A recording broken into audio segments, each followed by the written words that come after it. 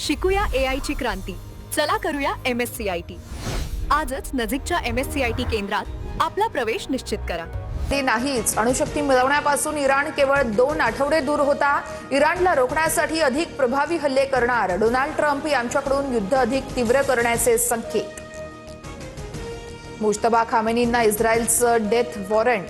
मुश्तबा खामेनींना शोधून संपू. इस्रायलच्या जनरल डेफ्रीन यांची इराणच्या सर्वोच्च नेतृत्वाला थेट धमकी.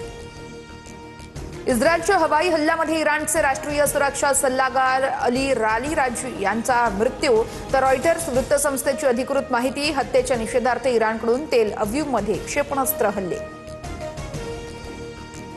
बंड करा राजवट, उलथवून टाका. इस्लामिक राजवट संपवण्याची हीच संधी. लारिजानींच्या मृत्यूनंतर नेतन्याहूंचं इराणच्या जनतेला थेट आवाहन. अमेरिकेने इराणच्या क्षेपणास्त्र तळांवरती 2200 किलोचे बंकर बस्टर बॉम्ब डागले. होर्मुझच्या सामुद्रधुनीवरती ताबा मिळवण्यासाठी मोठी कारवाई.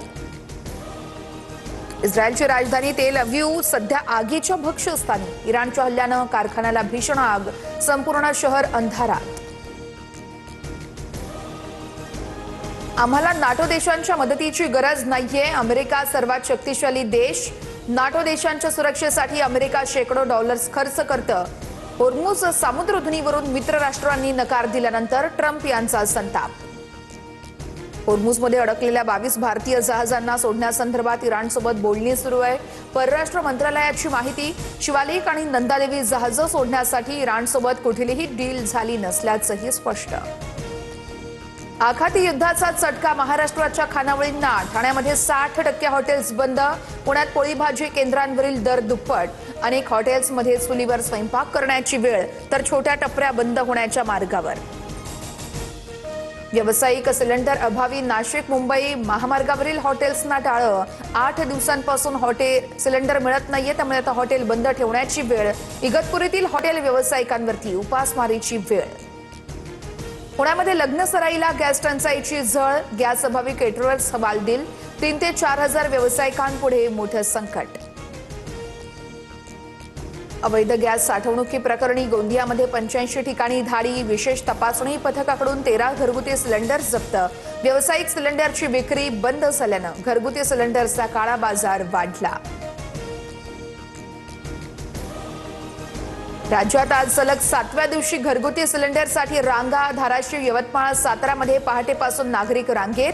ऑनलाईन बुकिंगच्या तांत्रिक अडचणींमुळे नागरिक हैराण.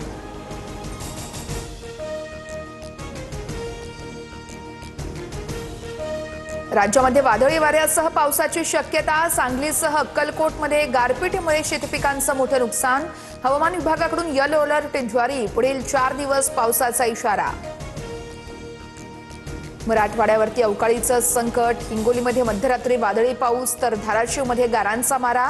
अवकाळी आणि गारपिटीनं कलिंगड, गहू, हरभऱ्याचं मोठं नुकसान.